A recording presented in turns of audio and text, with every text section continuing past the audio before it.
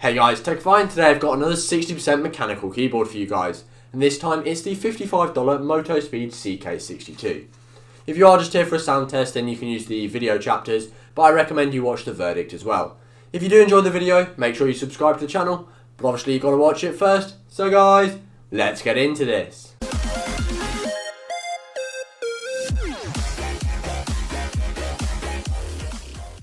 Very quickly, in the box you obviously get the keyboard itself, a keycap remover, instructions and a USB Type-C cable, which is how this keyboard connects. The Type-C cable is actually of decent quality, I was pretty happy with it. Not that the cable matters much on a keyboard, and you can replace it anyway.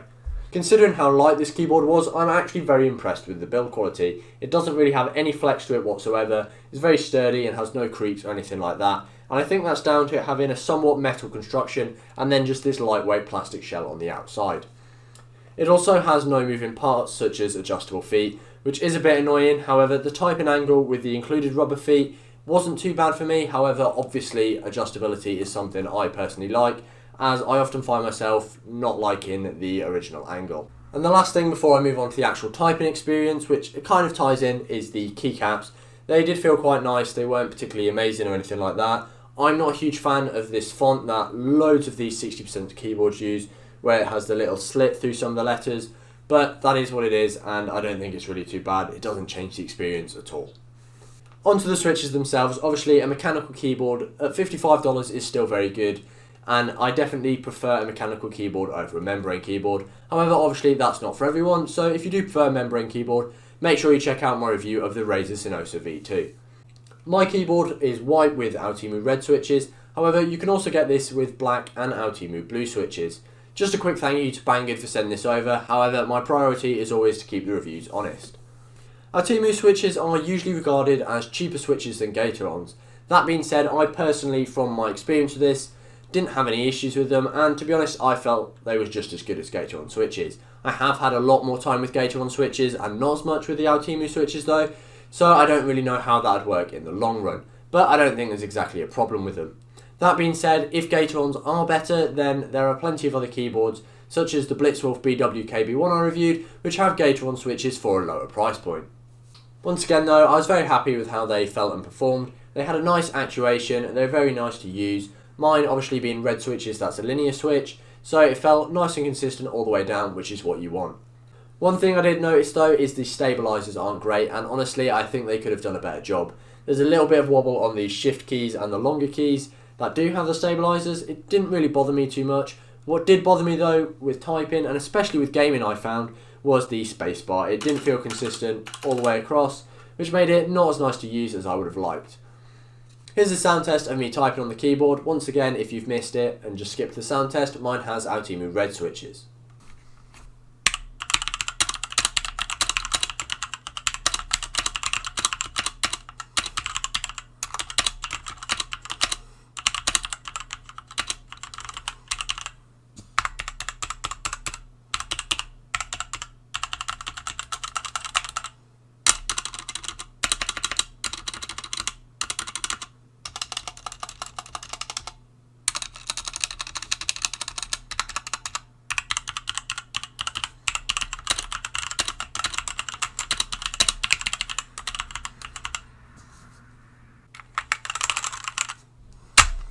It's worth quickly pointing out that this is a 60% keyboard, and personally for me that isn't enough with my everyday to day tasks. However, for gaming and for most people it should be absolutely fine.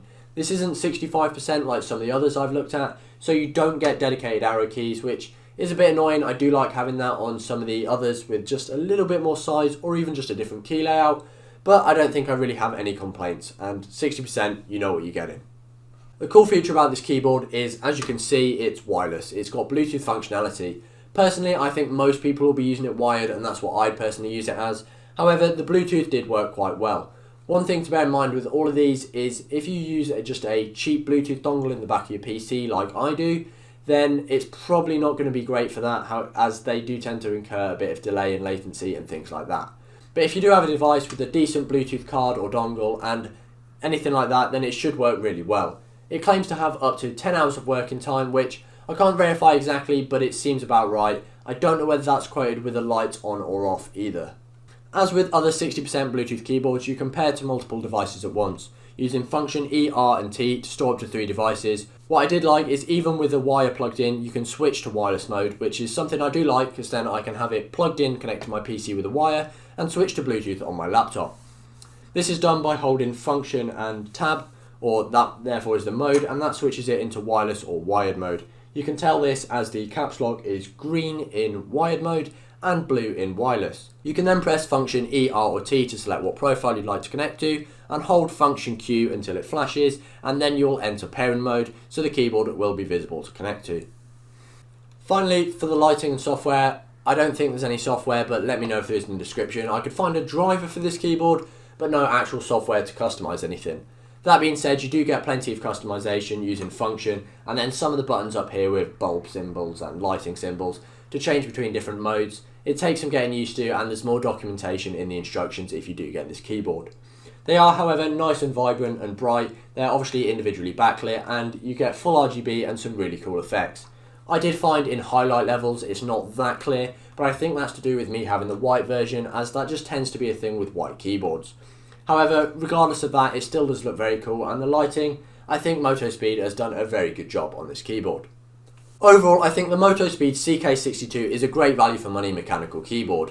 My only thing is though, I don't see what it does that the slightly cheaper Blitzwolf BWKB1 does, and that's just an example because there are loads of these small mechanical keyboards out there.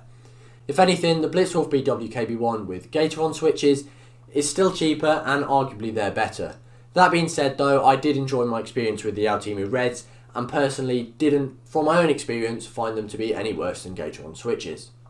So if you're looking for a 60% mechanical Bluetooth keyboard, I think this is going to be a good option, and like I said, there are plenty out there, so if you'd like me to compare all the ones I've reviewed so far, let me know and I'll make a video for that.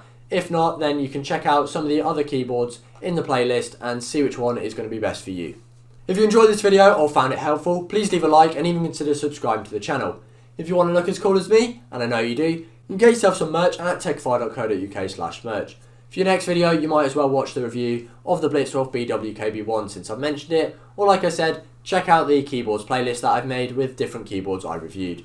Thank you guys for watching, and I will see you guys next time.